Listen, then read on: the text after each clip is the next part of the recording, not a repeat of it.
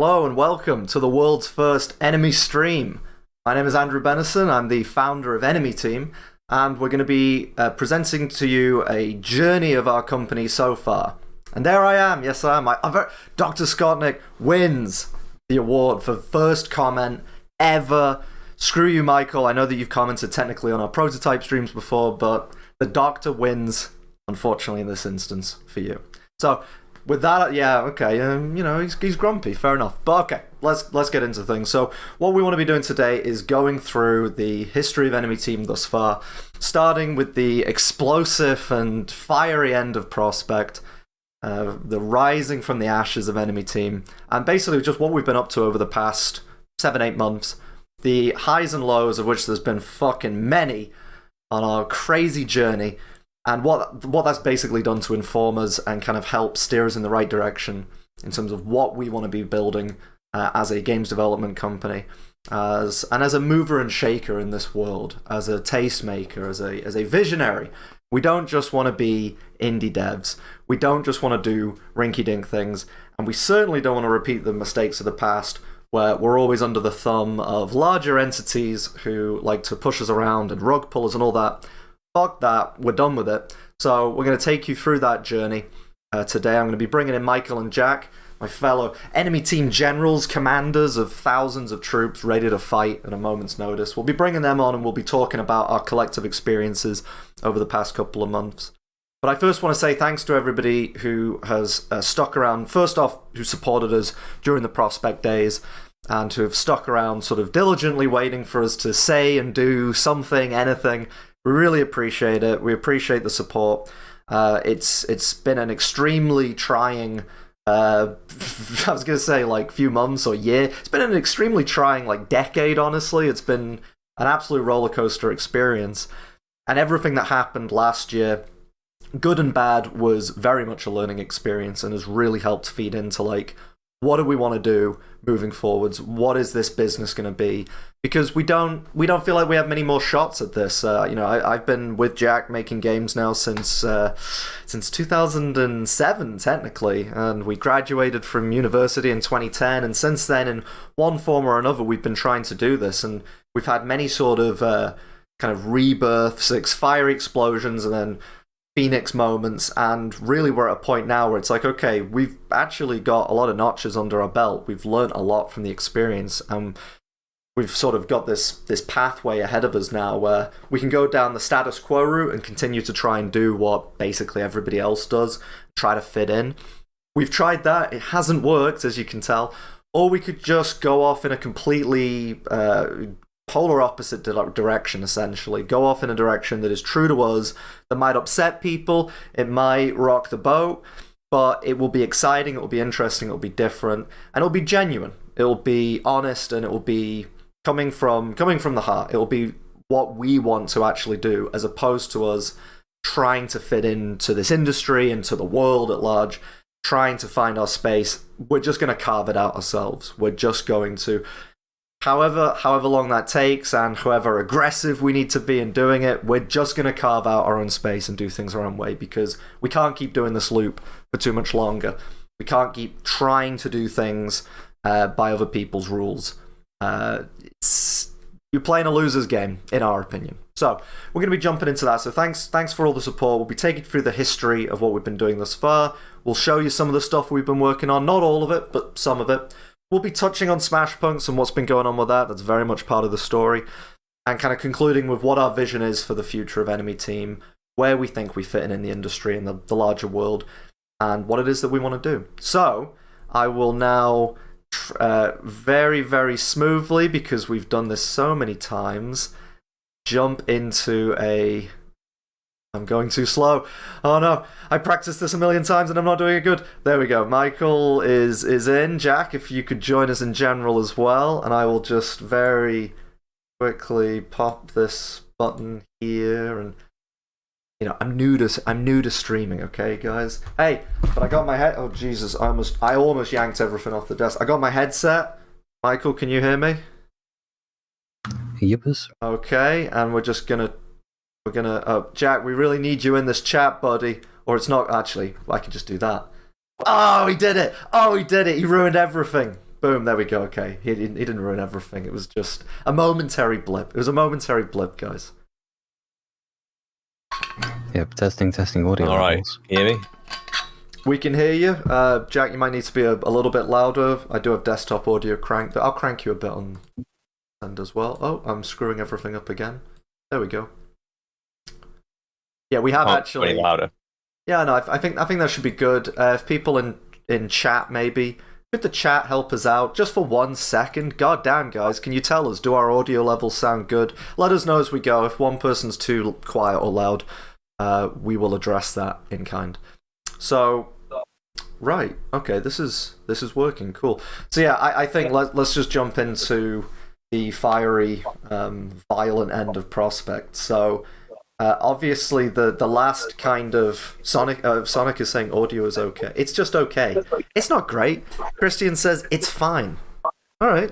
We've actually, spent a lot of time and energy to make this show sound and look fucking amazing. But if you think it's just okay, right, yeah, whatever. All right, we'll just roll with that then. So, Prospect. We had our last sort of huzzah with. Did a poor job. Shit. Getting roasted. Our fucking audience. Alright, that's it. Timed out. Yeah, I'm just ban him. Ban him right now. I exercise my moderator powers. I ban you. Yeah, ban him. /bans. I'm going to end the stream. It's been lovely talking to you. No, we'll keep going until people really want us to stop talking. So, yeah. So we had our last hurrah with Prospect with a funding deal. We won't go into too much detail with this, but basically we did get funding in towards the end, which handy-dandily coincided with the COVID outbreak, making for an extremely stressful and difficult development period. And then that funding deal essentially, we'll just put it as it came to a close rather abruptly, and it just left us... We had that and a number of other things happen, basically all in the span of like 1 month, that just decimated us. And I think what we'd built was extremely good, but we didn't really have a choice. Like, we had to make Robot Champions / Smashpunks because of the situation that we were in. We were in debt, first off. We had lots of bills to pay, and so we were always rushing. It was always a rush, and every decision we made was always through the lens of like, how can we do this as quickly and cheaply and in a minimum fashion as possible, quick turnaround on everything. And we didn't really have much time to breathe or think, really. And then all these buses basically ran over us at the same time. We didn't just get hit by one bus, we got hit by 3. And the advice from accountants and lawyers and everything was like, look, you are insolvent, you need to close the company up. And that was essentially really picking up this time last year. We were doing everything we could to reverse that damage, but it basically just wasn't possible. So how was that time period for you guys? Because for me, it was really fun. Well, it's always a shame because we were making it. We were very happy where the game was going. Felt like it was going in a good direction. It was coming together, and then obviously, yeah, the rug is pulled underneath it. So not the sort of ending we were hoping for. But it's not good to drag things out in situations like that because you've got to take things on the chin like that. Otherwise, we would be dragging people along in terms of pay. We saying to people, hey, we might be, I mean, this happened to me at Codemasters. They'd say, we're going to miss the payment. Your pay should come in on the 25th, but it'll be a week late.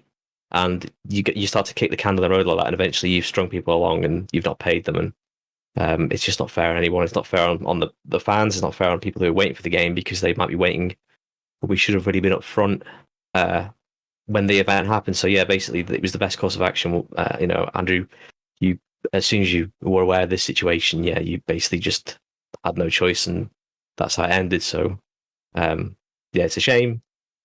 But it would be a bigger shame if we were sort of pretending like everything was A-okay and we were carrying on, and because nothing would be getting done. We couldn't be keeping people on. So yeah, not how we wanted things to end, but it hasn't actually ended. That's the main thing. No, and you're exactly right. I mean, ironically, or kind of more fittingly, the reason we were in the situation with like Robot Champions and the Kickstarter and all that was because we were in partnership with a company who did exactly that. They were capital F fucked, and would not accept that for months and months and months. And when we discovered that, it was already way too late to turn course, and that basically dragged us down, caused huge issues, forced us to basically do a Kickstarter, and caused nightmarish problems for everybody involved. And so, yeah, we didn't want to put ourselves or anybody else through the same situation. And we also wanted to make sure that if there was any way of continuing, we were going to do that as morally and as legally correct as possible. And so we initiated this rather lengthy insolvency period, which, again, we're not going to bore you with the details, but basically if you want to shut down a business, you have to go through a whole bunch of legal checks and balances, have an insolvency company basically take over the business and shut it down, like close it down, and make sure that anybody who's got debt on the books or staff that still need paying, everything that's basically everything's wrapped up nicely. And so that process, we wanted to only take a couple of months. It took more than that. And so that kind of takes us into the beginning of 2022, where we were getting ready to set up Enemy Team. We had this idea of, well, let's start a new business, and if that business can carry over any of the IP or assets or anything that Prospect had, that'd be awesome, but we have to be prepared to lose everything, because there's no guarantee that's going to happen when going for an insolvency process. Spoiler, we actually did manage to do that. We managed to acquire things like Smashpunks, and we got the desks that Prospect had, and this microphone that I'm talking into. So we got some stuff back, none of the money or anything, but we got a few things through the process. But that took a long time, and we had to do everything right and by the books. And so the first couple of months of 2022, we were just basically in it was a really weird period of just stasis, right? Where it's there was nothing bad happening, but there was also nothing necessarily good happening. We were just waiting for people who were hundreds of miles away to fill out forms and complete processes that we didn't really understand. That was so Q1 was just basically being frozen in ice, which was odd. Yeah, it was a really weird period of time because no one really knew, like you said, no one knew exactly what was going to happen. Someone's mowing the lawn outside. I'm not sure if that's coming through in my microphone. It is, and it's horrendous, and I'm going to need you to not talk for the rest. No, it's fine.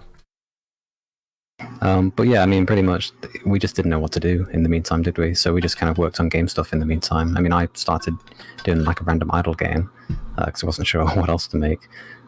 Plus, I've worked on Smashpunks for I haven't been in games for as long as you two, so I didn't have as much experience making games. So that was my first time kind of making things from scratch, from start to finish. So I mean, the past few months have been a great experience for me. I've now made a game all by myself. So pretty happy about that. It's been a good learning experience overall. I think it's been positive. Yeah, and it's important to look at that. It's important to look at it that way because there's a lot of learning we've done over the last year. We could have just taken a look at everything that happened and thrown our hands in the air, but there's been a lot of information that's come to light and a lot of decisions that we've come to, tough decisions that we've been forced to take. But I think we're much better off for it. And yeah, it was a very awkward period. I had to leave. I had to move out because I couldn't. When the money sort of froze up, I couldn't afford to continue living to the standard I was living at before. So that was a pain. But on the flip side, we've been able to do stuff that we've never been able to do before because we've been freed up, basically. Well, that was to me one of the hardest parts of this was knowing what once these buses ran over us and left us for dead. And also the bus drivers got out and shot us in the face multiple times and laughed while doing it. It was okay, I know what has to be done, and that's inflicting more pain on us. And, for me personally, obviously, I've been doing Prospect in one form or another since 2010. So I've been trying to make this thing work for my entire adult life. And, I really tried to keep a stiff upper lip with the community and with you guys and everybody, but 2019 all the way through to 2021 was just relentless. And then to get to this point, and you can just see it, I can go back through and look at pictures of me. The amount of weight that I gained over the second half of 2021 was immense. I got to over £200 at one point, and then dipped a little bit, and then put on even more weight. And then when all this happened, it just got worse and worse. And so then being confronted with 3 months of essentially just having to wait with everything being up in the air was somewhat stressful. But yeah, we all tried to take that as positive, find the silver lining. And for me, it was like, oh, suddenly nothing's happening. For the first time in over half a decade, I didn't have to think about payroll. I didn't have to worry about, do I have to fire my best friends? Do I have to take on this dog shit client work to survive? Do I have to fly to the other side of Earth to do a song and a dance in front of somebody just for them to say no and tell me to fuck back off? Whatever. It's like, it truly was just a relentless experience towards the end of Prospect. And so for me, the beginning of 2022 was a time to like unfuck myself. I was like, right, I've got to lose this. I got to lose weight, like significantly. I got to get my mind back on track. Like I got to stop thinking so negatively.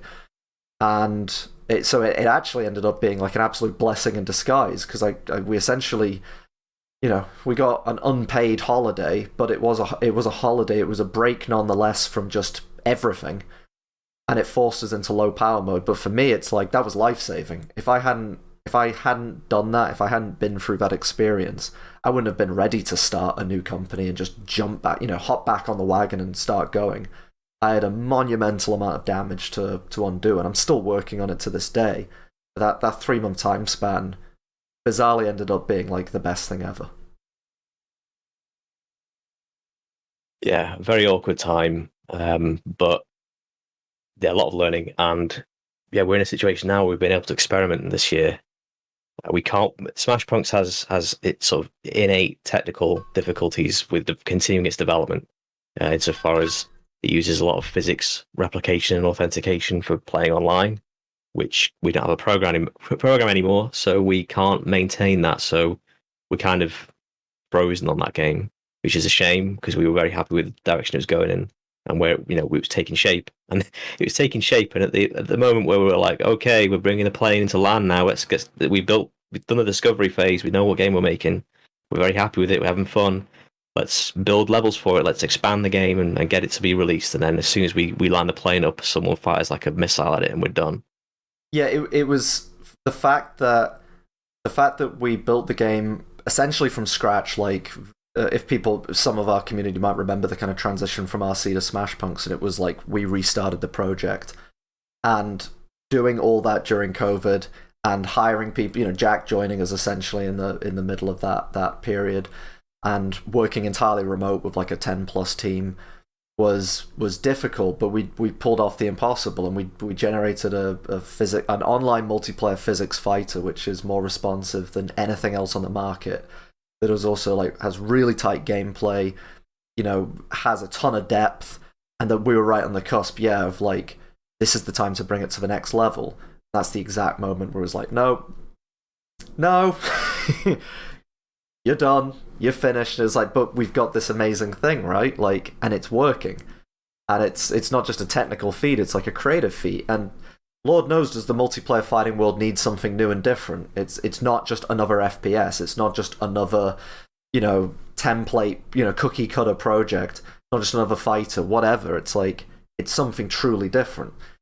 So yeah, I mean, you're right. It's unfortunate that it played out the way that it did, but again, and we've talked about this in the past. At the same time, it's like, what a bullet dodge that we didn't continue going down that path of having it being funded from an exterior source, from a larger business. And that's going to be the running theme of the story as we move forwards, is the problem. One of the major problems with the industry and with the games industry, and one of the major problems with like our pathway through making games, has been relying on other people to fund it, or making the mistake in our minds of like letting the gatekeepers of our industry gatekeep like our hopes and dreams and our vision. Because if you're going to take a deal that involves a lot of money, there's going to be a lot of strings attached, and the people pulling those strings can basically, they can do whatever they like to you, and there's nothing you can say or do to stop it. Even if in a contract, and we've had this, in a contract it says you can do this and you can't do that, and they just throw that out and say, well, we've got more money than you, so we're just going to ignore what the contract says and do whatever the fuck we want. So there was a risk of, if we kept moving forwards with Smashpunks in the way that we did, it would have spelled disaster. Now, when we got Enemy Team set up in 2022, we did by chance start talking to a venture capitalist firm that was focused in on games. And this was probably like, again, first major mistake of the company, but also silver lining is it actually was a great learning experience. We started to engage with this VC. They're super interested in what we are doing with Smashpunks. And we essentially, within a couple of weeks of a really initiating conversation with them, we had to wait a bit for them to get back to us, but they offered us like a 7-figure deal for investment into the business to make this game, to make Smashpunks and to make other products.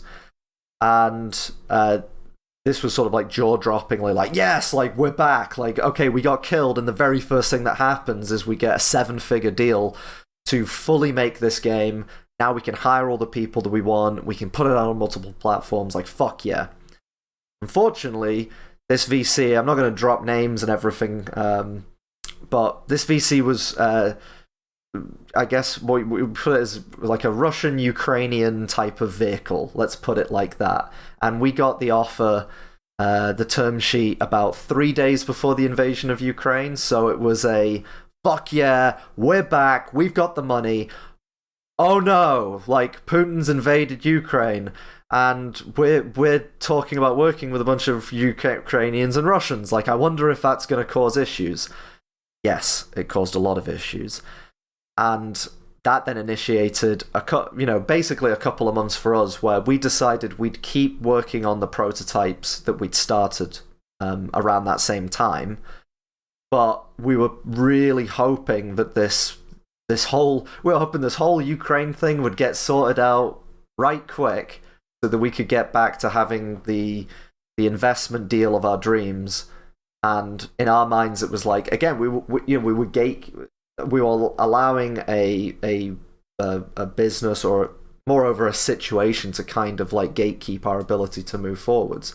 And that was what, basically, like, when was the invasion? March, April? It was around about then, yeah. End of February, wasn't it? So it was sort of towards the end of Q1, as we're sort of waiting for everything to wrap up and Enemy Team to be started, we have this awesome situation turn into a terrible situation, and we basically had to wait months to get any kind of an update from them, because they got hit by all sorts of issues. All the alphabet agencies around the earth started coming down on them, and basically like Russian money and everything was getting locked up in the system, and so they couldn't really move forwards, which meant we couldn't move forwards, which meant we have this new business that's immediately stuck in terms of what to do, at least in regards to Smashpunks. That was also very frustrating, right? Like, because we didn't know what to do with it. Yeah, it was typical. It just felt typical. Something great happens, and then something terrible happens. It's like the duality of life happened in the space of 3 days. That. However, looking back in the long run, if that deal had gone through, and then Vladimir Putin invaded later in the year, we would have been even more screwed. So talking about dodging bullets, I came to appreciate that. Yeah, we lost out on a huge deal, but if that deal had happened, and then when we were in the middle of development and we'd hired 20 more people, and then Vladimir Putin invaded, well, clearly the company we're dealing with and the sanctions and the situation that arose, the deal wouldn't have survived, and therefore we would have been, who knows, moving out. People have been relocating, buying mortgages or whatever, and then the money would have stopped. So thank God we were not down that road before that situation happened. So when it happened, it was like typical. This is insane. It's typical. Like, nothing. How is this game going to ever get made when stuff like this happens? But if it had to happen, it happened like literally 3 days when it should have, because it really did. For us, we dodged a bullet. Obviously, it's a tragedy for everyone And the situation with the company is because the company employ lots of people that we were speaking to, and that's now gone. Yeah. So those people are out of work. Yeah, they ended up having to shut down, which is what eventually allowed us to move forwards. But it was just bad for everybody involved, and obviously for the people of Ukraine and Russia and Europe in general, it was terrible. For us, it's just, hey, a funding deal hasn't gone through. But as you say, it did just feel sort of typical for us that this project, for whatever reason, every single time we do have a step forwards, it's 2 steps back. And that was demotivating, but it sort of motivated us. And again, this is like another silver lining, is we thought, well, if we can't work on Smashpunks because we don't have a team to be able to drive it forwards, and it's a highly technical project. We could make levels for it, but that really doesn't move the game forwards in any way, shape, or form. So we started working on these other things with this sort of massive dual path, just split path of like, well, if they say yes, then we have the investment deal of our dreams, and if they say no, okay, we'll be able to move forwards with this stuff, and there'll still be an opportunity to maybe move Smashpunks forwards in some other capacity in the future anyway. So the other mistake we made during this period, I would say it's a mistake, but again, I'm glad that we did, because it's really taught us some hard-earned lessons, is we were thinking like, okay, well, we have like no money, or we have very little money, it's all self-funded, we're all in low power mode, we can't hire anybody, that's for certain. We can barely, we can't even really contract to people, that's just not an option. So we started thinking like, where can we fill a niche and make something that's kind of small and compact, that we could basically develop in a couple of months, so that when we go to publishers, when we go to funders, whoever, we're not going to need to ask them for huge amounts of money. And so our decision was, rather than put all of our eggs in one basket, Michael would work on one game, Jack would work on another, basically prototypes, and that would be our sort of our safe strategy. So we're avoiding like the unbox days where we just had one game, and same with Smashpunks, was just one game. We've got Smashpunks, hopefully this deal comes through, and we'll have some other projects in the works as well. Well, hopefully those work out as well, and we'll be able to pitch those at events like Develop and whatnot. So yeah, we started moving forwards with those, which was, and I stand by this, it's like that was, up until now, the most creatively rewarding time period of my life and career, because for the first time in an extremely long time, we didn't have any real financial pressure, because we don't cost that much money, and we didn't have an office and debt and anything like that, and we were just sort of making what we think is cool, which was awesome. Yeah, like it was a strange time, because we sort of felt like we'd run out of road, but then we had these ideas. We thought, right, well, now's the time to sort of just experiment and prototype any crazy ideas that we've had for a while, anything that you wanted to make, but let's start making prototypes of things. So we just went down that route, and basically it's been great, because it's great making your own stuff, or having crazy ideas and just going for it, and unrestricted creativity, and then honing it into some sort of product, or more specifically, like honing it into a cohesive idea, an actual game that I think people will like. So that's what we've been doing since basically February, since March, say, because that's when the deal. Well, we were sort of strung along with the deal. So whilst we were doing this prototype stuff, we were also of the mind that all of our work could be thrown in the bin as soon as the Smashpunks deal goes through, because who knows, the Ukraine war could end, or the situation with the company we were speaking to could be resolved, even if the situation in Ukraine doesn't. So we were sort of we were in limbo basically for a long time, and in the meantime, we figured we may as well keep working and building stuff. So we're now at a point where we've got something that we're going to take forward. That doesn't. Yeah, we don't need progress. So. That has been a running theme of this year, is waiting. It's been waiting on other people to like just determine our future, which like is the antithesis of what we wanted with Enemy Team. But it's just, that's how it played out. We had to wait for the insolvency agency, and wait for the VC, and wait for this, that, and the other.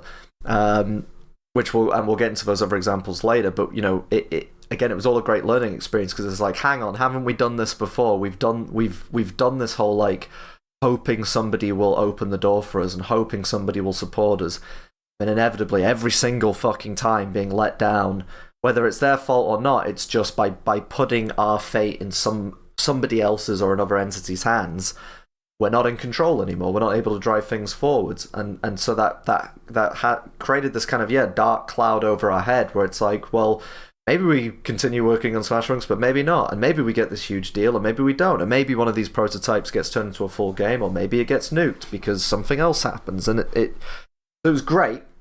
And we'll talk a little bit about it. I mean, Michael, if you don't mind, I think we'll save talk of your. I mean, but if we can summarize it, what you worked on was like an idle pachinko game, which then turned into like Liz Truss's favorite, pro-capitalist wave shooting nightmare simulator. Yeah, it's a really weird one because in this case we didn't really start off with an idea and then decide to make that game. Like, we didn't have an idea that we thought that'd be an amazing game to make. Let's do that. It was just me, because I like idle games. I have monkey brain, so idle games activate my neurons because I like watching the numbers go up. I like watching the progress bars increase. It's very satisfying to me.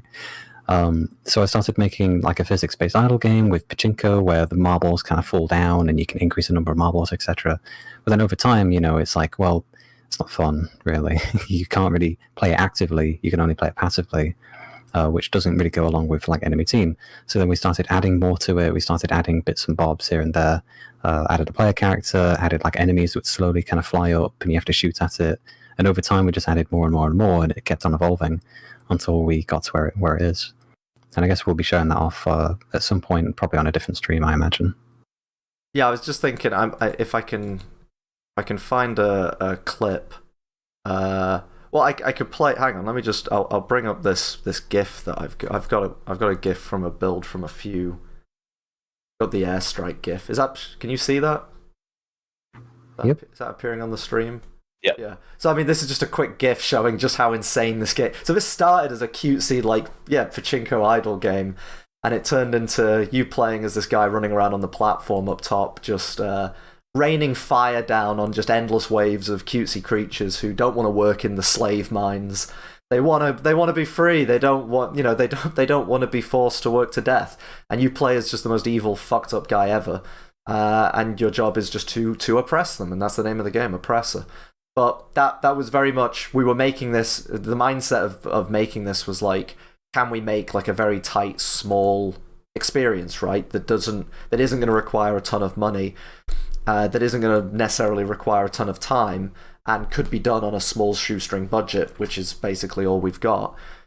And while I think what we've made is extremely fun, the issue was, one, it's not necessarily, it sort of zigzagged into existence. It didn't have like necessarily a we haven't spent the last decade like dreaming of making Oppressor. It just sort of came into existence.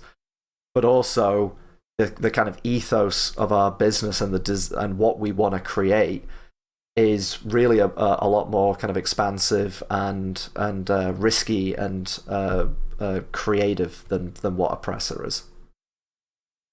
We want to push boundaries, and Oppressor doesn't really push boundaries. It's just an insane game that's kind of fun. But it's like, does the world need another kind of fun game, or does the gaming world need stuff to really push things forwards again? Yeah, like I mean, we can talk more about it when we when we do it properly. But I think there's a lot that we can do with Oppressor. I think there's a bunch of ideas that we can follow to get it to the point where it's basically finished, and at that point it'll be a good game. But we want great games, and I think one of the problems Oppressor has is it's a roguelike game, which is very numbers focused. So all the enemies flying up, they have a certain amount of health, and your abilities, your weapons do a certain amount of damage. So the idea is your numbers need to be higher than their numbers, at a very, very basic level. And there's not a whole lot of skill involved. I mean, you have to aim at the enemies, of course, you have to hit them, and there's skill in deciding the upgrades and buffs and stuff that you want to pick, like how they combo together and all that kind of stuff. So there is strategy, but there's not that much skill. And in order to add more skill, we'd need to do things like have the enemies fire projectiles at you, and then you have to dodge them. And then it becomes just another bullet hell game. So it's in a bit of a tricky position. I think like more work can be done on it. Like if people are interested in it and want to see it finished, then there's a lot we can do on it. And we certainly want to get it into everybody's hands and see what they think. Because hey, if people love it, if people like it, we'll consider making more on it. And that's again an important part of what we want to do at Enemy Team, is not be dead set on we have to make this one game and it has to be absolutely incredible. And if it's great, then awesome. And if it's not, then we're fucked and we're dead. And we've got to slavishly work at this thing for years and years. That's essentially, we were held hostage by things like Robot Champions in that sense. And we just don't want to do that. We want to create awesome content, and if that content can become amazing games, then great. But yeah, we'll talk more about Oppressor on a future stream, and we will get it up for people to be able to play. But really, the interesting thing is Gunday is the track that Jack was on. So yeah, so Jack has done a lot of work in VR. We think VR is this incredibly just untapped piece of territory. It's an expansive frontier, essentially, that it doesn't really have all that much exciting going on in it, which is completely like counter to the exciting potential of that frontier. So let's bring up, we can't play, we've got a trailer of this game, which we can't play with audio because the people at Twitch they're imps. The people at Twitch are devilish imps, and they will not, Michael gets it. On a prototype, we did a prototype stream, and we used one of the banned words to describe Twitch staff, I think in like episode 2, in our second test stream, and it's like, oh, we're going to get banned so quick. But no, they're devilish imps, nothing else. I would never call them one of those words. So we'll play this trailer. Hang on, let me bring it up. Here we go. And Jack, how about you, while this is playing, how about you... Well, I say while it's playing. Hang on, let me remove this from the top. Oh no, it's playing. Oh no. Here we go, right. That should be... Yep, can we see that? Yeah, we can see that, yeah. Cool. Okay, how about you describe what we're looking at with Gunday Driver? Okay, so this is Gunday. This is Gunday Driver, as you can see. It's a VR driving and shooting game. Basically, you're playing as like a vigilante, like a Charles Bronson type character who's had enough. He's mysterious past. He was a former like stuntman, former special forces guy, and he lives in this city, which is like a San Francisco-esque city, which is just overrun with crime, and he's had enough, and he's going to go on a road rampage. And this is basically what you see. And now it's you sit in the driver's seat, you steer, you shoot things, you drink beer to get your health back, you throw grenades, you shoot dudes, you get points for how well you do. And the stuff you do, for example, if you go off a ramp and shoot someone, if you shoot someone like over your shoulder or you shoot someone far away, you get points for destruction, and that translates into cash, which then you can go to a car shop or a gun shop and upgrade your dude and do it all again and beat your high score. This has evolved though from what you're seeing here. This is like the sort of concept prototype that I was building since March. To sort of test proof of concept everything out and make sure that it's all playable and doesn't make people motion sick. But since then, we decided to take this concept and evolve it into something much bigger. Well, let's talk a bit about that. So, okay. How much more is of the trailer? You're about halfway through. Yeah. Just keep playing, and we'll keep playing it while we're talking about it. So, the reason why we were thinking let's just keep this as a guy in a car, or one of the reasons was cost. That if we just make this a sort of point A to point B, nice tight sort of 4-5 minute thrill ride levels where you sort of funneled down this pathway, you've got enemies to shoot, that's it's an easy concept to understand, and that should be executable with a relatively modest game budget. And budgets in the VR field are kind of hard to get, like, you don't see the kind of funding in VR that you see with like screen-based gaming, because there just isn't the addressable market yet to justify like massive like 7-digit figure budgets. We were trying to make this thing nice and tight and small so that whoever we go to ask for money from is going to say yes, and they're not going to turn around and go, hey, you're trying to make something which is going to take like 5 years to make, fuck that. So it all kind of came to a head at Develop. Yeah, so you worked on that from about March to July. And Michael was working on Oppressor, and we still had Smashpunks, and we went around and talked to a whole bunch of people about, hey, we're this new startup business, but we've got plenty of skin in the game, plenty of experience, and we've got these awesome experiences. And immediately we were rubbing up, we were getting the kind of this strange kind of like dual experience of people go, wow, this is awesome, that looks great, that looks cool. But when we started talking figures and money and all that kind of stuff, immediately the conversations became depressing. The people did not want to spend that much money, or even the subject matter of the games, being told like, hey, if you've got a game where you're driving around running people over and shooting them, that's like a terrorist simulator, and people are going to be really upset by that, and it's going to be hard to get funding for something like that. And in our minds, we're like, well, that's what makes games awesome, right? Is like the power trip, power fantasies, being able to do shit that you can't do in real life, like run people over while drinking beer. Like that's funny, that's awesome, and it's not real. We're not advocating for it, but on many fronts, it was becoming very quickly apparent that, look, if we want to sign up with somebody on this, that if we're going to basically sign up with a publisher, obviously there's going to be strings attached. We're going to have really tight deadlines. If there are any kind of creative differences, we're obviously going to come out like not on top with something like that. And even though we were trying to really get the budget and costs down, people were still kind of responding to it as like, no, we need this cheaper. And it was all just sort of creating a general sense of, certainly in myself, like a sense of anxiety about how it is that we're going to move forwards, because this is a space this is a process that I've been through before, and the more we talked to publishers and funders, the more it became apparent like how much I specifically do not want to go down that pathway again, because we don't want our creative vision compromised. If we have someone funding the game, then they're going to reap all the rewards. And if there are any disagreements, if anything happens, if there are any bumps in the road, just like in the past, we're the ones who are going to have to pay for it. And the way that that's manifest in the past is us paying for it for like years.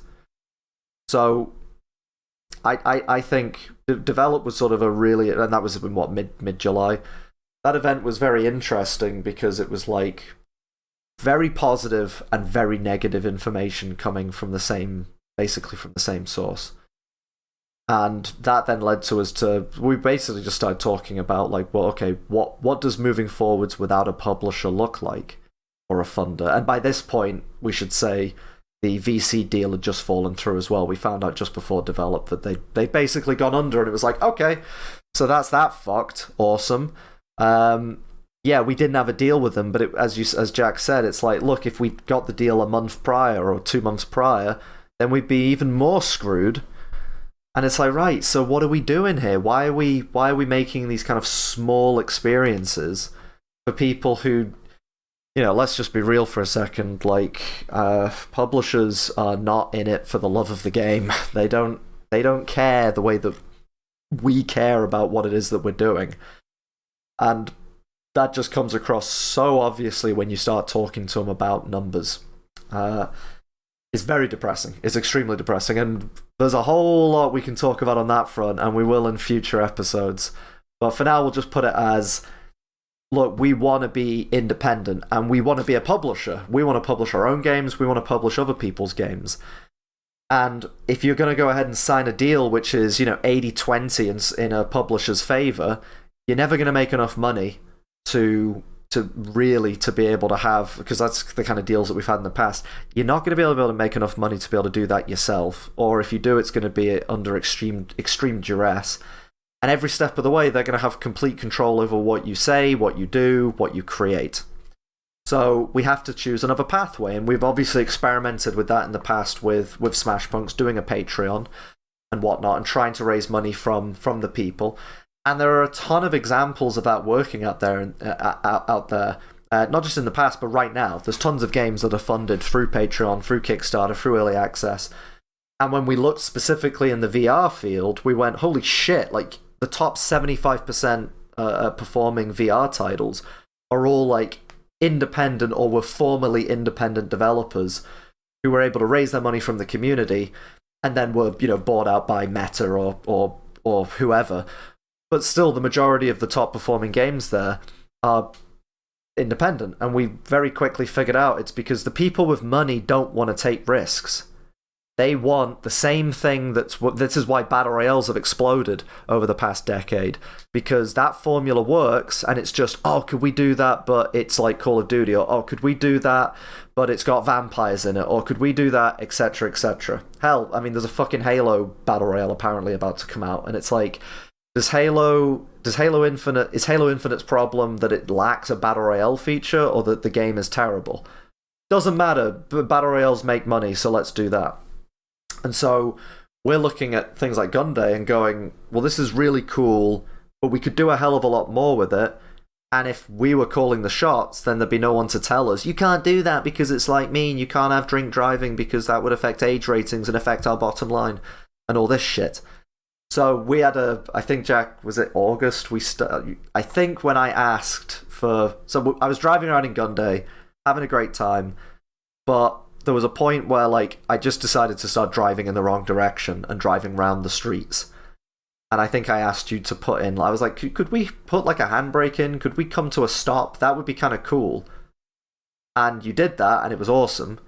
And then, sort of jokingly, it was like, well, wouldn't it be great if you could, like, get out and walk around and, like, shoot people in the face? That would be even better, right? Like, to be able to drive around in a car and run around, wouldn't that be awesome? So we just started doing that, basically. Yeah, I mean, the original idea for Gunday, and the reason why I started to prototype it, was it theoretically could be a very simple, like, arcade game.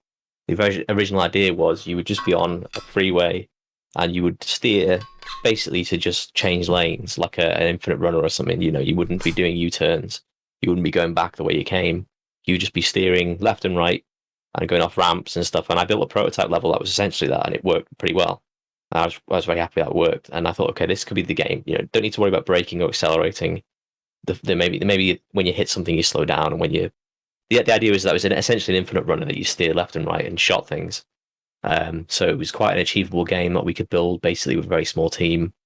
But that was the mindset that I was in. Was like, if we had 10 months to build a VR game, this would be it. We could achieve this. Yeah, and then we're looking at all these other studios who are similar to us, small time or from small, humble beginnings, 1, 2, 3 man development teams, and they've decided to set out and do something that's truly not. They're not going out and thinking about budget. They're thinking about what's best for gamers.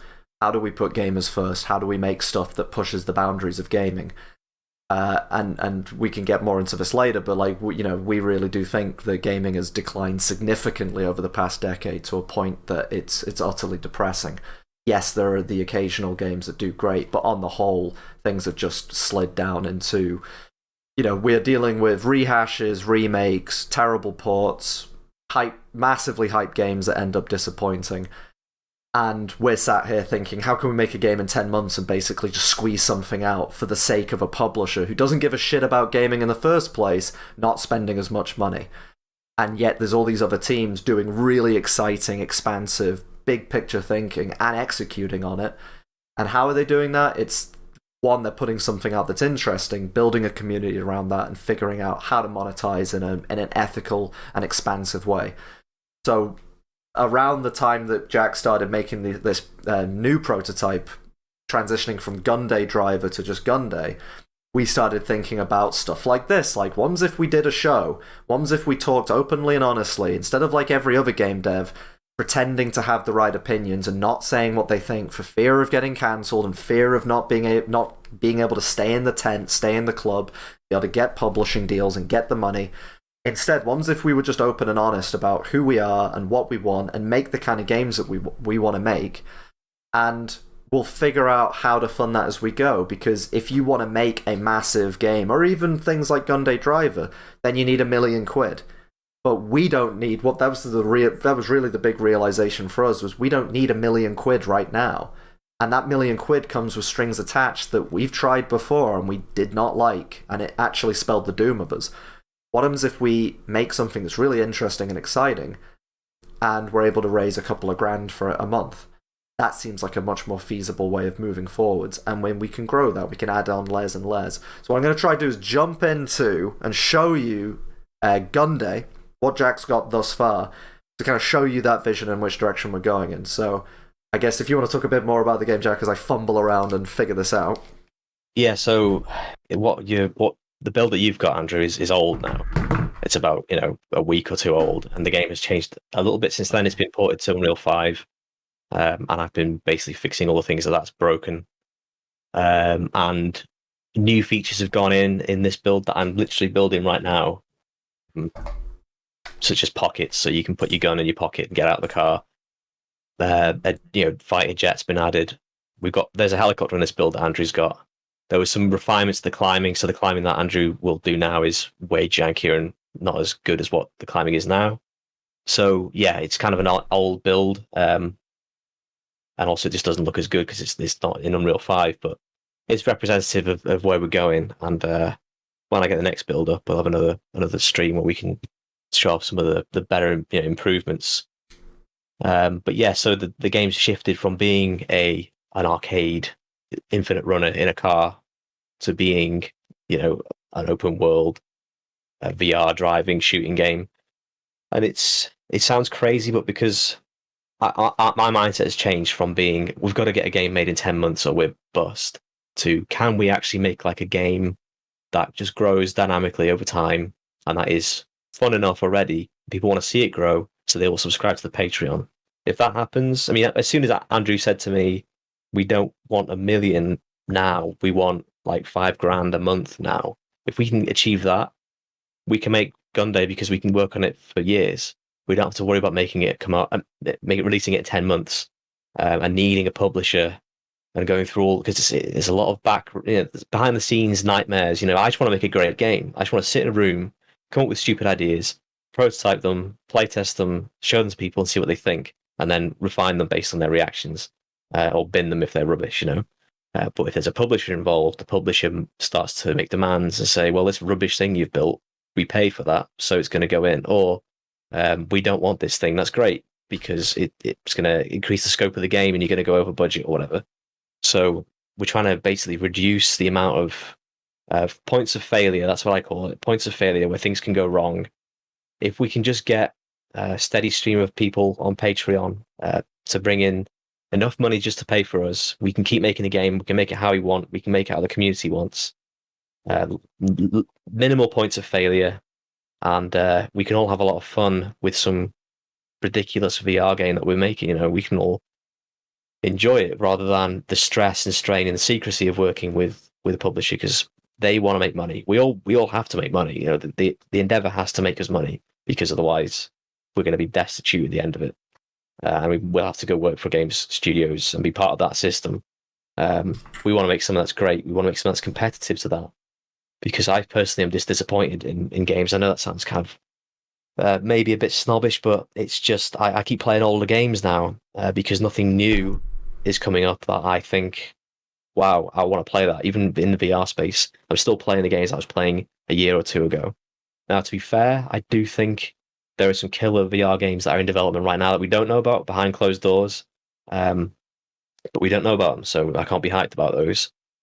What I want is to make the VR game that I want to play. And Gunday Driver was me making a compromise and saying, okay, this is a VR game that I want to play, but I have to be realistic and actually make something that's feasible and could be done in 10 months by a small team. That was the original sort of spec for Gunday Driver in my mind. And as soon as that was shifted to, can we make it like an ongoing sort of development service, Patreon sort of system, that lifted a lot of the boundaries and barriers out and of my thinking. And yeah, as soon as Andrew reframed things from we need to secure a £1 million deal to we just need to bring in £5,000 a month or whatever it is what we need to bring in, we've completely opened up what the game could be. So yeah, the scope of the thinking is, it sounds crazy, but if we build it in layers and we build things methodically and focus on what the fun is. So Andrew's driving around San Francisco right now. This is a OSM data map of San Francisco, which is, I don't know how big this is now, but it's quite big. It's a quarter of San Francisco, and it's all accurate because it's satellite data. It's all flat at the moment, which is kind of frustrating, but that's something that we'll figure out because what we're hoping to do is take this information. Oh yeah, that's actually a subway underground station that has been put above ground. So Can you guys see through Discord? Are you getting the live stream there? I'm watching it on Twitch. Okay, But, you can. but it is working. Yeah. Your voice on stream is a little bit quiet, and the game is a bit quiet. Well, there's not much audio in the game, so that's fine. And I will speak louder. I will speak much louder. Oh, there we go. Right, so how about that? If I speak a bit, because I know I'm further away from the mic, so I will just project my voice. It sounds fine, yeah. It's a bit better, yeah. Okay, well We are pretty loud. In a good way, though.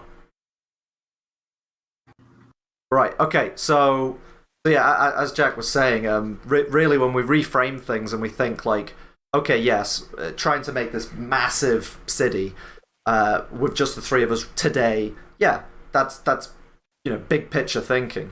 But there are tons of examples of other developers doing this, and every studio starts like with a couple of people trying to make something big and expansive, and it really is all about building this stuff up in layers. And we have tons of examples of people doing this in the modern era.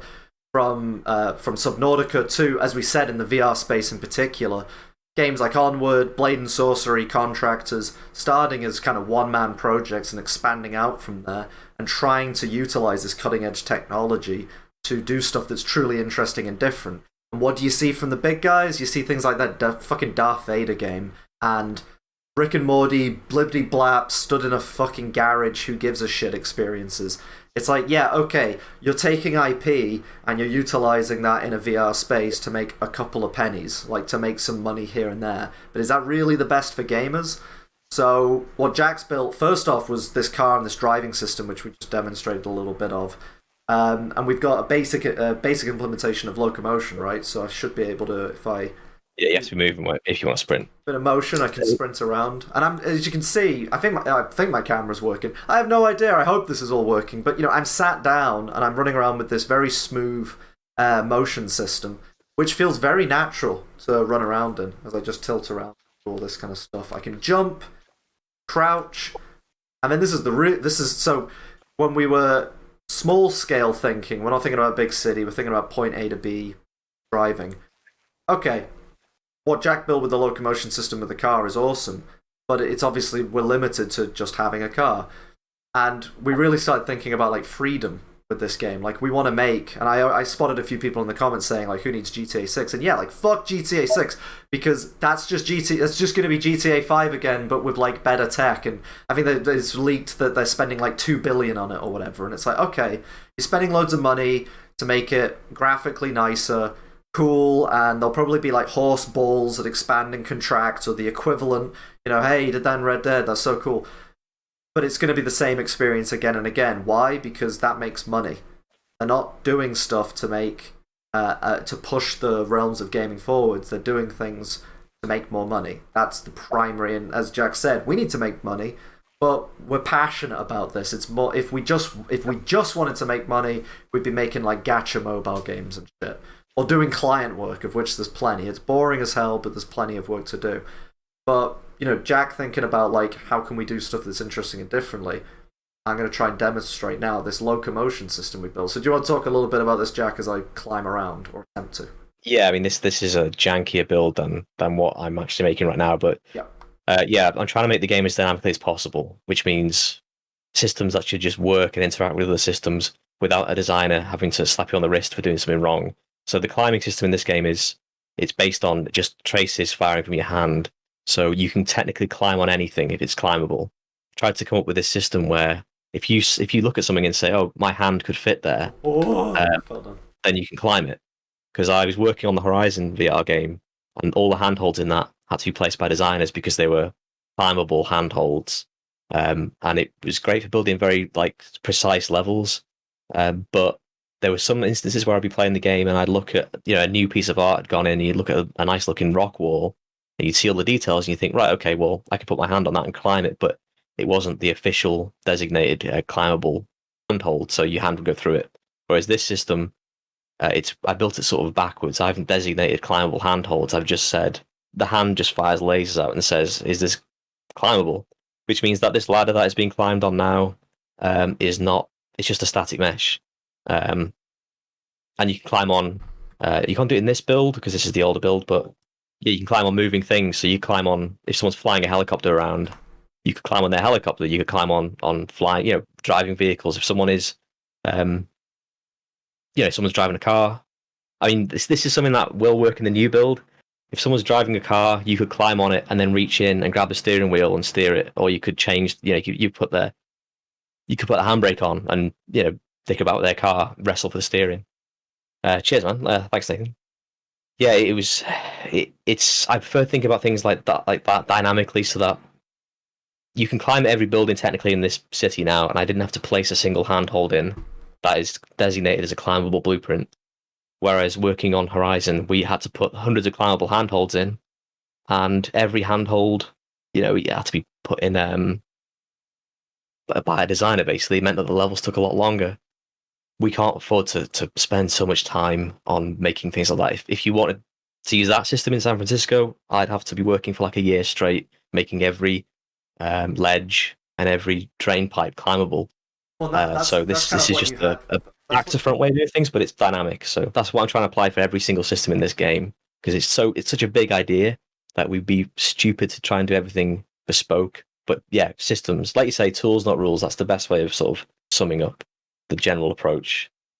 You had that with the Gunday Driver level, right? Which was a detailed but hand-built version of San Francisco, which took months. Whereas, obviously, this is a rudimentary form, but taking OSM data and being able to generate a much larger play space with mechanics like this, that so long if there's climbable surfaces, hey, look, I can climb on it. Nobody had to design that. It is what it is.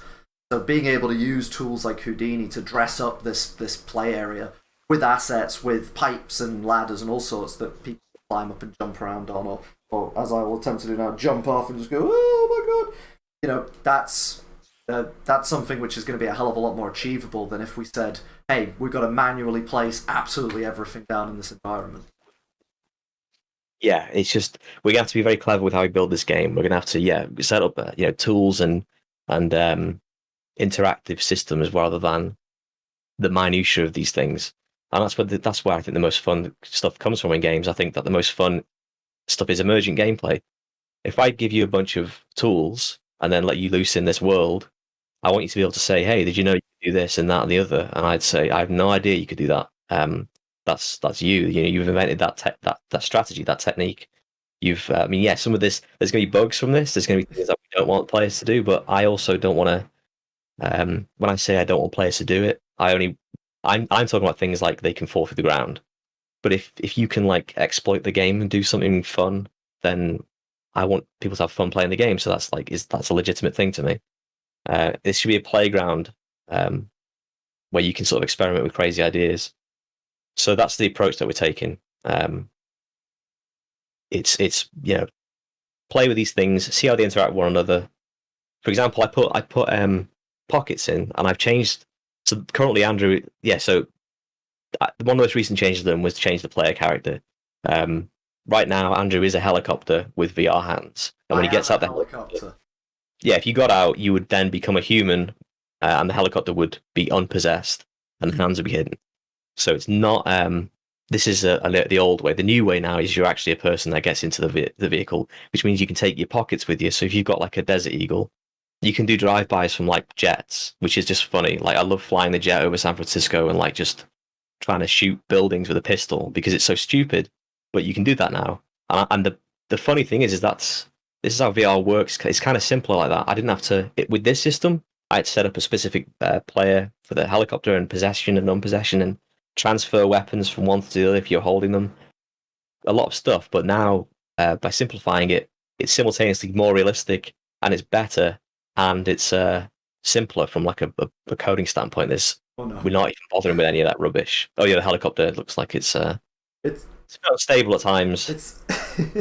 He's coming back. Oh, I think he's settled down. All right, I'll see you later, mate. I have climbed on it when it's done that before. And what happened was when I let go, my player was upside down, and that was it was disorientating at first, but it was hilarious because I was looking up at the ground. It's like when Neo falls from that jump in the Matrix. He's upside down looking above. And I thought, if I have like big drops, could I have you do stuff like that? Would that make you ill? So that's something I'm going to test because it felt like I was falling to my death because I was looking my feet. My feet were pointing towards the sky. So any stupid stuff like that, I want to sort of lean into because it's fun, right? You know, and a big game. If you're making a game based on an IP, they would say, "Oh, it doesn't totally fit in with the universe that's been established. It doesn't fit in with the established lore. You can't do that." I want to say, is it fun?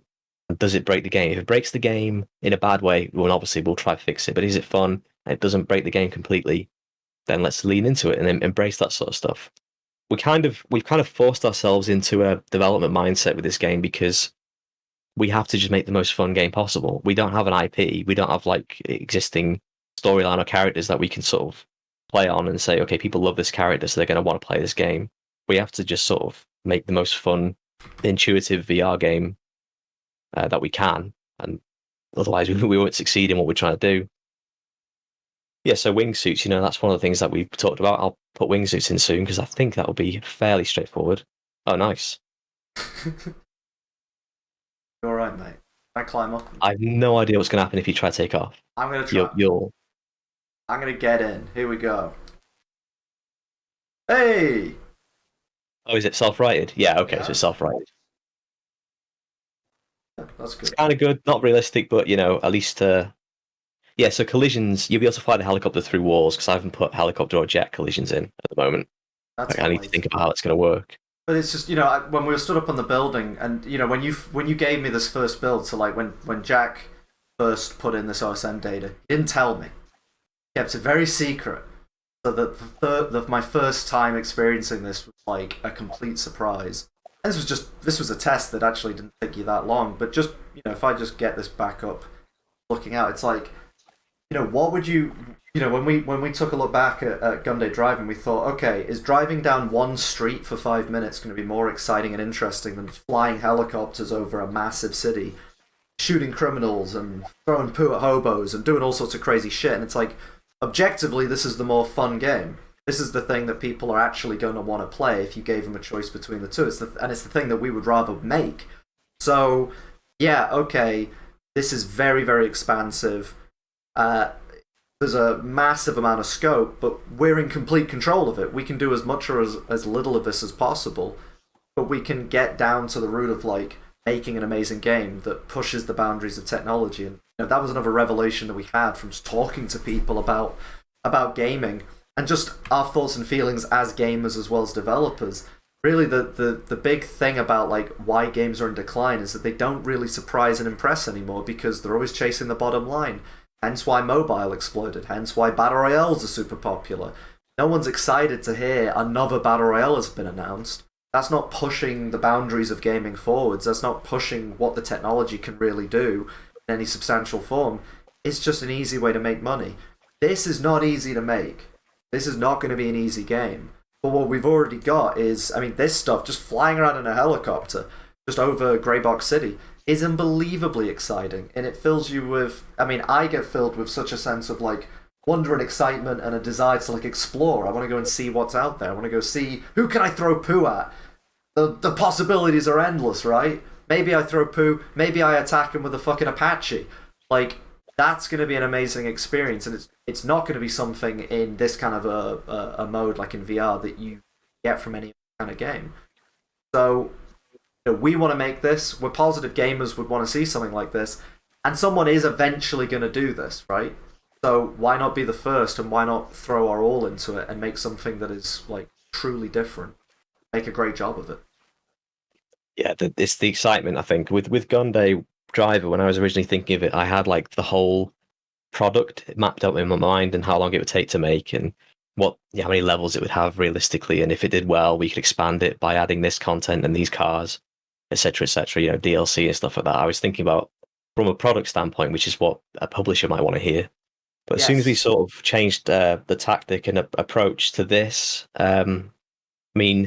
technically there's less game here than the other levels. If you play the other linear levels, you can actually, like, get a high score and you can shoot enemies. Yes, you crashed.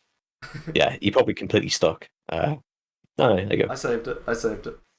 But yeah, the other levels are linear and they have more gameplay in them. Yeah, you are attacked by enemies, you have to survive and shoot, and you can be killed. There's a failure state, there's a win state. So, but this has the potential. There is no failure or win state in this. This is just a sandbox prototype of a giant city. But it's the potential. That's what we want to get people hyped up. I'm wary of things like No Man's Sky. I don't want to go down that road, which is why I want to take it in a very sort of methodical route and show people from the very beginning. We're showing you this grey box city, and if it takes us, we're hoping to use like Houdini methods, a la The Matrix Awakens, to sort of build a more detailed city quickly. But we don't want to overpromise by saying, oh, you're going to have this, that, and the other. Instead, we're going to say, hey, this is the next thing we've added. It's a kind of ridiculous thing. And if people didn't want it, okay, well, we'll listen to what the community wants and try to add what they want next time. A sort of building in layers and being transparent, I think. That way, we should hopefully avoid selling people the wrong game, or rather the wrong vision, and avoid disappointment and build hype. If you want to see something crazy, for example, karts, we can have a kart racing mode. If you want to see that, we can add that. But we never go in saying, oh, this will also be the best kart racing game that's ever been made, because that's not what we're strictly trying to do. We're just trying to make a fun VR world. So it does sound kind of crazy. And if it goes well, it could take us years. But I'm happy to work on this for years because it's so open-ended and has so much potential for stupid moments and funny games. And it is the game that I want to make. That's a huge part of it. It's not just about this game could make money. It has to make money, otherwise we won't be able to finish it. But it's a game that I wake up in the morning and I just think, yeah, this is going to be cool to work on. And I think I'll always have that mindset because it's so open-ended. It's not just, I'm not going to get tired of working on it, basically. That's the gist of it. And I hope that people aren't going to get tired of seeing it, because I think it's so open-ended, and potential for stupid, funny stuff is just unlimited. Yeah, like the VR landscape has so much untapped potential, and as you mentioned, I was fumbling with taking the headset off. But yeah, the what we're learning by making this game is going to open up potential for us to make other types of products, not just in VR, but also screen-based gaming as well. So something that Michael's been working on. Let me just pull that off. Something Michael's been working on is getting networking in, because we want this to have networking. We want to be able to. I think you might have mentioned, like, I'm going to be flying around in a helicopter as Jack and Michael are hanging off the hanging off the side of it, firing guns and dropping bombs and stuff. We want to make this like truly bombastic and like next gen, to borrow a phrase from the beloved industry. We want to make something that pushes the boundaries. So we're experimenting with networking. That's going well so far, but just by doing that, it's revealing ways that we could make other kinds of multiplayer games, and even ways to improve Smashpunks potentially using like the new technology in UE5. So, it's all to say, if we just box ourselves in and say go with a publisher, then yeah, I think, Jack, you mentioned it before, that a publisher is going to want you to have the entire thing laid out, 14, 18, 24 months in advance. And anytime you want to make a change, anytime you go, hey, this didn't work out, or creatively we're going in a different direction, ooh, that's going to be a huge problem, because that's not what it says in the contract, that's not what it says in the milestone list. And if we were a major entity with lots of money, maybe we would have some leverage in those kind of discussions. But we aren't, and we never have been, so we won't. So why bother engaging in any kind of relationship where, if Jack decides, hey, I want to add in a helicopter, I want to add in this crazy climbing system, I want to do stuff that literally nobody else has done, despite all the money that the major players of the industry have, I'm going to do something more interesting and better. But it's not written in the contract, so you can't do it. And we've had that plenty. We've had we want to try this, no. We want to take some content out because it's ultimately not finishable, and we want to get this product done. No, that's a huge issue. That's like cutting up the disc. Stupid, really fucking stupid things have been said to us for years, which behind the scenes we've tried not to expose to people too much because of, like NDAs and shit. Like we've tried to stick to the letter of the law, but it's this invisible layer of bullshit that holds us back and is holding back pretty much everybody else in the industry as well. You're beholden to spreadsheet men who don't have the game in mind. They don't think about putting gamers first. They don't even think about putting developers first. And they hold you to bullshit contracts. Like, it's a mess. It's a fucking mess. And, you know, surprise, surprise, when we don't engage in any of that and actually go in the opposite direction, Jack and Michael have both made amazing things and made amazing headway in an incredibly short space of time. And we're doing this essentially in a cave with a box of scraps. Like, we're not, you know, we do not have oodles of resources right now, and yet we believe what we're doing is far more interesting than most of the shit that's being put out there. Every E3 that rolls around, every VR expo, whatever, we look at it and we just go, really? It's the same old tired shit. And what's happening in VR right now? Everybody's going crazy over this modding tool. This it's an Unreal injector to like inject VR into non-VR games, which is cool. It's amazing. It's complete fucking magic in my opinion how they're doing it. But again, it's like, right, that's the coolest thing happening in VR right now is normal screen-based games are being given VR functionality. Not anybody doing amazing stuff in VR, you know, apart from the occasional like Half-Life Alyx, like great. But outside of that, what's really happening? Is everybody hyped for the next Fract? Don't think so. Don't think so. 20 million of investment, and yeah, they made Fract. Wow, they had skiing. To be, you know, you've made like Apache helicopters, unique personal locomotion systems. We've got multiplayer coming soon, but hey, like, have you got skiing at like 5 miles per hour down a flat slope? Because that's what the big boys are doing. The big boys are doing that, and we're over here doing stuff that's 10 times more interesting. So, you know, to us it's obvious. Like, if we go down that path and sign the deal with the devil today, we're going to end up doing boring shit. Basically, we're going to be status quo, which is the problem this industry faces. Is it's so status quo. It's so boring. Or as we've been through, we're making something and the deal changes, or things beyond our control happen, and whatever we're making is killed. Points of failure, basically. There's just so many points of failure with doing these deals. If you do a deal and it goes well and great, and a lot of companies succeed, but I think, well, I say a lot of companies succeed. Statistically, probably not. We probably fall into the trend with Prospect, as you'd expect. You've told me stories, Andrew, of companies that they've gone through way more of the ringer than we have had to with this sort of stuff. They've had great stuff, and then they've been killed by decisions from 5,000 miles away. Yep. I want us to be robust and be able to survive those sorts of things. And really, that comes from just scaling down. I said to you, like, we are kind of like, I feel like we're kind of like small furry animals in burrows. We don't have much. There's only a few of us. But meanwhile, the dinosaurs are about to be hit by an astronaut. You know, I was going to say astronaut, an asteroid or meteorite, whatever. They're going to be hit by an astronaut and wiped out. That's what's going to happen. But we'll survive and inherit. Well, I don't inherit the Earth. It absolutely. But I think that's. I mean, it absolutely. Basically, like, an era is ending. Like, we're clearly we're in the first point in the games industry where it's actually starting to like shrink. And we've got guys like Bobby Kotick, you know, what was it last year, saying record profits for Activision, but we're under target, so we're having to fire people. And it's like, the wheels are coming off the wagon. And it's not just with games. Obviously, you know, it's with everything right now. The whole system is grinding to a halt because it is full of sludge, which has been building up now for decades.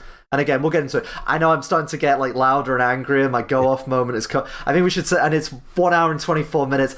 There's going to be plenty of fucking go-off moments, guys. I really am unplugged and untethered. I've got a lot of opinions on this shit.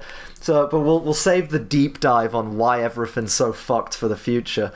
But yeah, it's if we're going to, are we going to stay on the clearly sinking ship, which is, I would say, not just this industry, but just the kind of system as a whole. You know, the games industry fits into the wider system, and it's going down.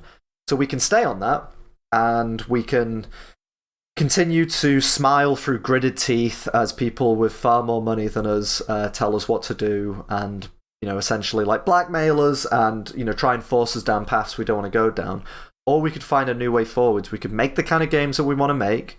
We can provide entertainment like this show, the games, content, whatever, to the people, to our audience, which is essentially core gamers, people who really do give it, not people who play Bejeweled and stuff on mobile, but people who actually give a shit about gaming, who enjoyed the golden era of gaming that we had and want to see a return to that, or maybe a new golden era. That's what we want to bring about. We want to fight against this decline, and the only way we're going to do that is by doing interesting stuff. And the status quo industry is not, for the most part, not providing interesting stuff. It doesn't have the capacity to do it anymore. So this to us feels like the best way forwards. And I do just want to touch on things like Smashpunks and Oppressor. These are all products that we want to move forwards with in some capacity. But much like signing a deal with a publisher and now you're forced to complete it, like, we don't want to tether ourselves to, like, we have to finish this thing no matter what. For just the sake of it being finished. It's, basically sunk cost fallacy. Just because we've started something doesn't mean it has to be finished in exactly that way or at all. We have to do what makes the most sense for this business and for us completing our objectives. So wherever possible, we're going to find ways of moving forwards. Gunday, Smashpunks, Oppressor, and other prototypes and products that we've got. And if we're successful enough, we want to start supporting other developers. We want to start providing I don't want to say like a publishing space, more just a creative space where people who are similarly minded to us, who want to push things forwards but just haven't been provided the opportunity. We want to establish that. But we're talking about years here. We're talking about building Rome. That wasn't done overnight. This is going to take time, and it's going to require us to consistently put out content and games and build up that bond of trust with a community of like-minded core gamers. But we're only going to do that by producing the most interesting stuff possible. And if we go, hey, let's just make a boring by-the-numbers title, or hey, we're working on Unreal, we could make hey, Michael, why don't you start making that Battle Royale that we've always talked about making? Oh, wait, we've never talked about that because we don't want to fucking make a Battle Royale, even though we're working in the engine perfectly built for it. Like, we could do that, but that's not going to change things. That's not what Enemy Team is about. So rambled enough, ranted enough. I'm getting hot. It's getting so hot in here because I got these lights on me. So the rage is building, light-based rage. So I think I could go on for another 3 hours, but we should probably start winding things down. So yeah, I guess closing thoughts from you guys. Do you want to go, Michael? Yeah, no, I mean, I think like we've been through a lot over the past year or so. Over the past 10 months, it's been hectic to say the least. Especially, I mean, you'll know, Andrew, like when I first went to Prospect Games, and I sat down and had that talk with you before I even started working with you. I said like I'm looking for a job that's what was the term, like consistent, like concrete, yeah, stable, yeah. Oops. And you told me you're in the wrong industry, boy. And I see why now. But over the past year or so, the past couple of years, like I think it's helped me develop as a person. Now I know I can kind of adapt a bit more. The past few months has been very much just that meme of that dog in the burning house. Just this is fine. Let's ride it out. But I think we have so much potential. It will take some time to build up for sure. But the games we've made over the past few months, like the vision we have for the future, it just all has so much potential, and I can't wait to properly get started. I'm really looking forward to it. Yeah, and I would just like to say real quick, like, from the second you walked into the office, it was really obvious to me that, like, you're a standout guy, huge potential, and that I remember you talking about maybe like not wanting to be in the games industry because of your experience on your college course, which really all your stories mirrored Jack and I's experience as well on a similar course, and those problems persist into the industry. It takes great talented people and it smushes them and makes them think less of themselves. It whenever the opportunity arises for them to better themselves, the industry takes away any of those opportunities. And I know that I've had that, you've had that, Jack's had that. Like, we know tons of people who should be doing amazing work and they're doing boring, consistent dogshit work that seems safe and secure, but it isn't, because those people could be fired just as quick as we could have a publishing deal taken away. As Jack said at the start, like Cody's just saying, "Hey, we're not going to pay you for a little bit." It's like, well, that's meant to be if one of the major studios of this country can't pay you on time, and that's not a rare occurrence. We hear about these kind of things happening all the time, up and down this country and the rest of the world. And it's like, right, so why are we here then? Are we here for consistency, or are we here to take a gamble and do something interesting? Yeah, it's risky everywhere you go, and yes, there are jobs that are safer than others, but I think fundamentally you should try to do something that you want to do, because you can work for a safe studio on a game that you hate, and you'll realize that years will have passed and you'll have had steady employment, but you will have done nothing that you wanted to do, and that is a risk in and of itself. That you failed in what you were supposed to do, what your personal mission was in life. You failed that mission, but you had gainful employment for a period. So it's striking that balance. But there's a lot of, this is the thing, and this is I think the big tragedy. There's a lot of incredible people in this industry who we will never hear from, and never hear their ideas, or never play their games they've got in their mind, because they are sort of trapped in this situation where they just got to make. They're silencing him. They got to us. No. Hey, all right, End the stream. Go. Meet at the rendezvous point. No, seriously, like, they got him. I think his house got hit by like a JDAT. Like, they've not cut his signal. He's just been like, he's KIA. He ain't even MIA. That's him just gone. That's the last frame. I'm gonna print that frame at the last frame of Jack's life. It's a good thing the video cut like just before the explosion went off. Otherwise, we'd be banned on Twitch. Like, we'd be gone for the stream. For excessive gore. Oh well. Well, we can round things off. There, I guess. So I will move back to camera only mode to round this off. So, thank you very much for everybody joining us and listening to us rant and rage of our crazy journey over the past few months, past few years. We're really excited about what we're doing. Obviously it'd be great if we had all the money in the world and we could just make Smashpunks and Gunday and everything else. It's not going to be that simple. We're absolutely taking the hardest road possible.